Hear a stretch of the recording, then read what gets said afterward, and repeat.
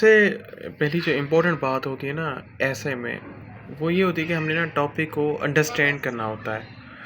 जब तक आप टॉपिक को अंडरस्टैंड नहीं करते हैं, तब तक हमें वो चीज़ें सारी समझ में नहीं आती। और ये मैं बात बार-बार रिपीट भी करते आ रहा हूँ हर लेक्चर में, क्लास में। जैसे हमारे पास टॉपिक है, is Pakistan moving in right directions? अब राइट डायरेक्शन की बात करें मीन्स कि पाकिस्तान में के एक मसला नहीं है, बहुत सारे मसले हैं जिसकी वजह से वो राइट डायरेक्शन में नहीं जा पा रहा है। अब उसमें हमारे हमने ये देखना है कि पाकिस्तान में राइट डायरेक्शन में जो चीज़ें चल रही हैं या जो नहीं चीज़ें चल रही हैं, मेजर चीज़ें कौन-सी हैं और माइनर कौन-कौन सी हैं। मेजर्स जो हमारी होंगी उनको हम मेन हेडर बनाएँगे, माइनर्स को हम आउटलाइन बनाकर रखेंगे। और इस पे हम करेंगे क्या, पहले हम आर्गुमेंट ये देंगे कि पाकिस्तान राइट डायरेक्शन में जा रहा है।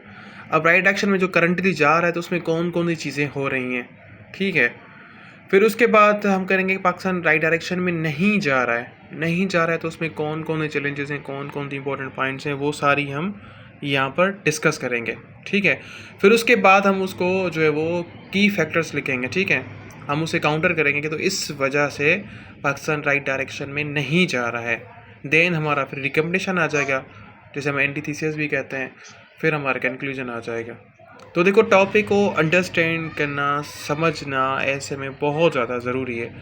मोस्टली बच्चे इस वजह से फेल होते हैं कि वो स्टेटमेंट को अंडरस्टैंड ही नहीं कर पाते हैं कि स्टेटमेंट क्या कहना चाह रही है और उसके अकॉर्डिंग टॉपिक डिमांड क्या कर रहा है, एक टॉपिक डिमांड क्या कर रहा है, उसके बाद हमारा जो स्टांस होगा वो क्या होना चाहिए।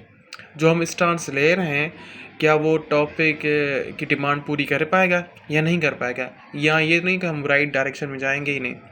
तो ये बेसिक चीज़ें हैं, जब तक आप ये चीज़ें क्लियर नहीं हो पाएंगी तब तक हम बार बार उस जगह पर हम फेल होकर वापस आएंगे। तो ये मेजर चीज़ें हैं, इस पर हमने लाजमी काम करना है।